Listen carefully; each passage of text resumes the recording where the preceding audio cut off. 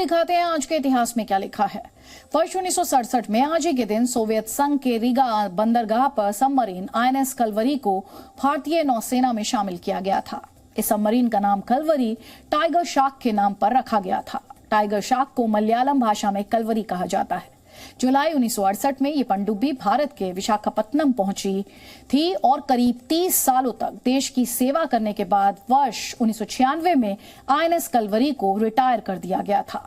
हालांकि भारतीय नौसेना में रिटायर होने के बाद किसी भी जहाज का अंत नहीं होता, बाद में उसी के नाम से दूसरे जहाज का निर्माण होता है। आईएनएस कलवरी के साथ भी ऐसा ही हुआ। फ्रांस की मदद से देश में ही बनी स्कॉर्पियन क्लास की पनडुब्बी को वर्ष 2018 में इंडियन नेवी में शामिल किया गया और उसका नाम भी आईएनएस कलवरी ही रखा गया। वर्ष 1935 में आज के दिन हिंदी सिनेमा के ही मैन कहे जाने वाले धर्मेंद्र का जन्म पंजाब के लुधियाना में हुआ था। शोले, अनुपमा, सत्यकाम, बंदनी, चुपके चुपके और आंखें उनकी यादगार फिल्में हैं। उनकी सबसे चर्चित भूमिका वर्ष 1975 में आई फिल्म शोले के वीरू की थी और आज भी उन्हें वीरू के नाम से ही याद किया जाता है। बहुत कम लोग जानते हैं कि धर्मेंद्र एक्टर के अलावा एक बहुत अच्छे शायर भी हैं। फिल्मों के सेट पर उन्हें जब भी मौका मिलता था वो उर्दू में शायरी लिखते थे। हिंदी सिनेमा में उनके योगदान के लिए वर्ष 2012 में उन्हें पद्म भूषण से सम्मानित किया गया। वर्ष 1943 में आज ही के दिन अमेरिकन सिंगर और राइटर जिम मॉरिसन का जन्म फ्लोरिडा में हुआ था।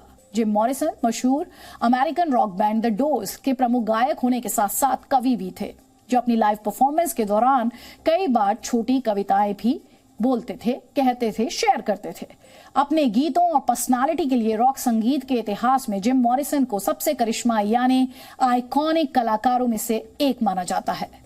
सिर्फ 27 वर्ष की उम्र में ड्रग्स की वजह से उनका निधन हो गया था। वर्ष 1980 में आज के दिन प्रसिद्ध English rock band the Beatles के को फाउंडर जॉन लेनन की अमेरिका में हत्या कर दी गई थी। मार्क डेविड चैपमैन नाम के एक व्यक्ति ने जॉन लेनन पर गोलियां चलाई थी। जॉन लेनन के मशहूर गीत गिव पीस अ चांस और इमेजिन को 70 के दशक में एंटी वॉर एंथम यानी युद्ध विरोधी गीत माना जाता है। और वर्ष 1896 में आज ही के दिन अफ्रीकन अमेरिकन आविष्कारक जेटी वाइट को नींबू निचोड़ने वाले लेमन स्क्वीजर के लिए पेटेंट मिला था। पूरी दुनिया में किचन में रोजाना इस्तेमाल होने वाले इस लेमन स्क्वीजर की खास बात यह थी कि इसका डिजाइन बहुत सरल और कारगर था। डीएनए में आज इतना ही। अब आपसे हमारी मुलाकात होगी कल रात 9 बजे। तब तक आप खुश रहिए, सुरक्षित रहिए, स्वस्थ रहिए। नमस्कार।